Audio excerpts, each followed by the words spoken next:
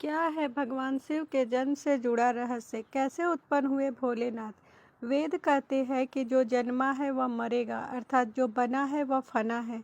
वेदों के अनुसार ईश्वर या परमात्मा अजन्मा, अप्रकट, निराकार, निर्गुण और निर्विकार है। अजन्मा का अर्थ जिसने कभी जन्म नहीं लिया और वो आगे भी जन्म नहीं लेगा। प्रकट अर्थात जो किसी भी गर्भ से उत्पन्न न होकर स्वयंभू प्रकट हो गया है। और अप्रकट अर्थात जो स्वयंभू प्रकट भी नहीं है। निराकार अर्थात जिसका कोई आकार नहीं। निर्गुण अर्थात जिसमें किसी भी प्रकार का कोई गुण नहीं। निर्विकार अर्थात जिसमें किसी भी प्रकार का कोई विकार या दोष भी नहीं।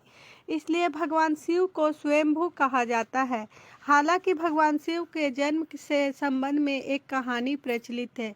एक बार भगवान ब्रह्मा और भगवान विष्णु के बीच जमकर बहस हुई। दोनों खुद को सर्वश्रेष्ठ साबित करना चाह रहे थे। तभी एक रहस्यमयी खंभा दिखाई दिया। खंभे का और छोर दिखाई नहीं पड़ रहा था। भगवान ब्रह्मा और विष्णु को एक आवाज़ सुनाई दी और उन्हें एक दूसरे से मुकाबला करने की चुनौती दी गई। उन्हें खंभे का पहला और आखिरी छोर ढूंढने के लिए कहा गया। भगवान ब्रह्मा ने तुरंत एक पक्षी का रूप धारण किया और खंभे के ऊपर हिस्से की खोज करने निकल पड़े। दूसरी तरफ भगवान विष्णु ने वराह का रूप धारण किया और खंभे के आखिरी छोर की ओर ढूंढने निकल पड़े। दोनों ने बहुत प्रयास किया लेकिन असफल रहे। जब उन्होंने हार मान ली तो उन्होंने भगवान शिव का इंतजार करते हुए पाया। तब उन्होंने एहसास हुआ कि ब्रह्मांड का एक सर्वोच्च शक्ति चला रही है जो भगवान शिव ही है।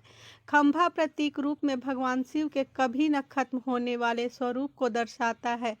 भगवान शिव के जन्म के विषय में इस कथा के अलावा भी कई कथाएं प्रचलित है।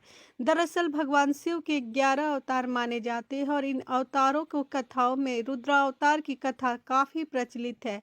कूर्म पुराण के अनुसार जब सृष्टि को उत्पन्न करने में ब्रह्मा जी की कठिनाई होने लगी, वह रोने लगे। ब्रह्मा जी के आंसुओं से भूत प्रेतों का जन्म हुआ और मुख से रुद्र उत्पन्न हुए। रुद्र भगवान शिव के अंश और भूत प्रेत उनके गण यानी सेवक माने जाते हैं। शिव पुराण के अनुसार भगवान शिव को स्वयंभू माना गया है। शिव पुराण के अनुसार एक बार जब भगवान शिव अपने टखने पर अमृत मल रहे थे, तब उससे भगवान विष्णु पैदा हुए। जबकि विष्णु पुराण के अनुसार शिव भगवान विष्णु के माथे के तेज से उत्पन्न हुए बताए जाते हैं। संहारक कहे जाने वाले भगवान शिव ने एक बार देवों की रक्षा करने हेतु जहर पी लिया था और वह नीलकंठ लाए।